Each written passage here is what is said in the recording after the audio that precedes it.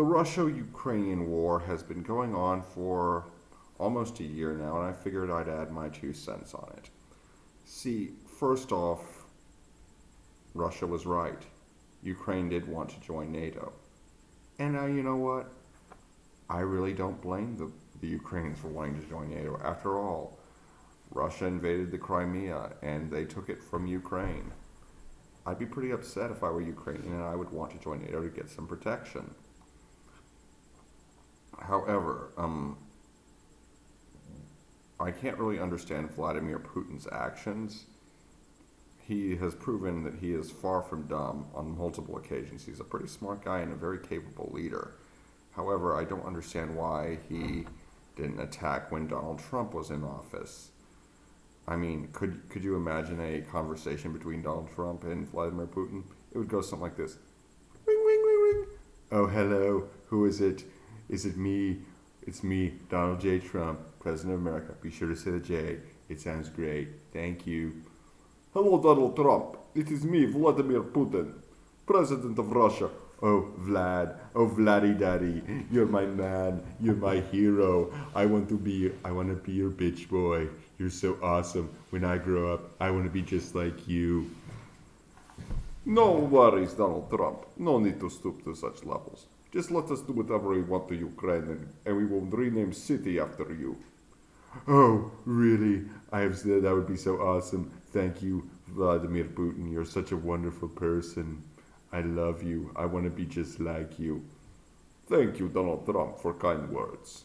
I want you to know we will rename city of Kiev or Kharkov Trumpograd. How does that sound? Kind of like Petrograd, Leningrad, or Stalingrad. Something really good like that. Oh, that would be amazing. Just let me build a big statue of me in the middle of Red Square. Nobody builds statues like I do. Thank you. No problem, Donald Trump.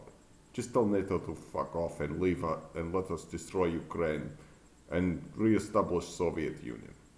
Goodbye. Yeah, that's pretty much how it would go. Anyway, what's been going on here is that people make Ukraine out to be this, heroic underdog and that they're fighting against all odds. They're really not. Truth is, the Ukrainians have had the Russians outnumbered by a considerable margin since the beginning of the war. There has not been a single day where the Ukrainians did not outnumber the Russians in terms of troops. The Russians really dropped the ball in this one. I mean, look at it. There's so much shit going on with their logistics. It just goes to show, don't look down on the supply guys. They keep the army going. I mean, I had trouble really figuring out what was going on. But because it's like, what the Russians were doing was not consistent with deep battle at all. Deep battle is the Soviet warfare doctrine, which the Russians follow. Anyway, there was no combined arms. There was no none of that. And why I think the Russians underestimate logistics is because in World War II they got so many Ford trucks from Leasland that they just never really gained the full appreciation that the U.S. did. However, what's been going on is, there have been a lot of lies coming out from that war. I mean, Russia is not running on empty. They are not out of missiles. They are not out of artillery. They are holding their own. And several people predict that Luhansk and Donetsk and the Crimea will never be part of Ukraine again. I don't know how. I would say that's pretty likely. I don't think they'll ever be part of Ukraine again, but I do think that Russia, and more specifically Putin, wants to rule all of Ukraine. And a large number of Russian military commanders and the general staff and Putin, they follow old school commie warfare doctrine, as do a number of Ukrainian officers. And that, quite simply, my friends, is throw bodies at the problem, and then after enough people die, they'll run out of ammunition and have to retreat. They don't care, you know? But Zelensky has proven himself to be a very brave and inspiring leader, despite the fact that he does have a darker side. I mean, he is using hospitals, schools, daycare facilities as bunkers and military bases.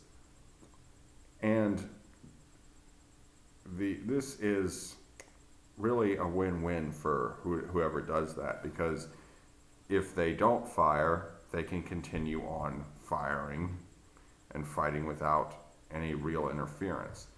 And if they do shoot back and bomb the shit out of it, they can go crying to the UN about what a horrible person the other guy is. We saw this happen a lot in Iraq.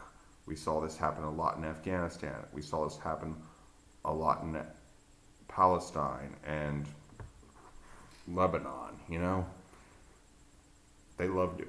It's a pretty good tactic, both militarily and politically. And, but anyway, back to what I was saying about logistics. Never underestimate logistics. Remember, amateurs talk tactics, professionals talk logistics, and this is proof of that. They just ran out of gas. They couldn't keep their troops supplied. And, there have been supplies are a continual problem for the Russian army. I mean, you've got soldiers, going around looting for Ukrainian villages and cities for food. That, my friends, is what cost King Molotov victory against Ramses II at the Battle of Kadesh, Molotov. And anyway, his troops just got greedy, They were just rummaging through the tents looking for gold, looking for women, looking for, whatever struck their fancy. But anyway, what is going on right now is people are settling in for the winter. Sure, they're still fighting, yes, but not as much as there will be when the snow falls, when the snow thaws. Granted, there will be a Rasputin or whatever you call it with the mud and everything, but things will get back on track, pun intended, and there will be a resuming of this war and all its god-awful horror. And,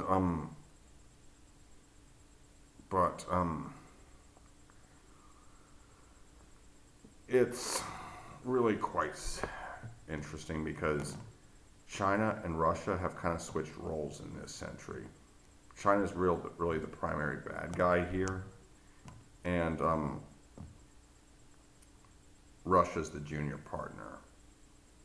Russia is to China what China was to the Soviet Union. And that being said is, China is watching this very closely, I guarantee you. They got their eye on Taiwan. They got their eye on, what will happen between North and South Korea. We got to be ready for China, guys. China has risen. It is now a superpower. And if it ever comes to World War III, China is going to be, a nightmare for everyone involved. Because they got the industry now. They got the people. And believe it or not, they've actually shaped up their military. Their military is very modern now, very capable, very well trained, and very well equipped. So in any case, I hope you enjoyed this video. Be sure to like, comment, share, and subscribe. Be good, y'all.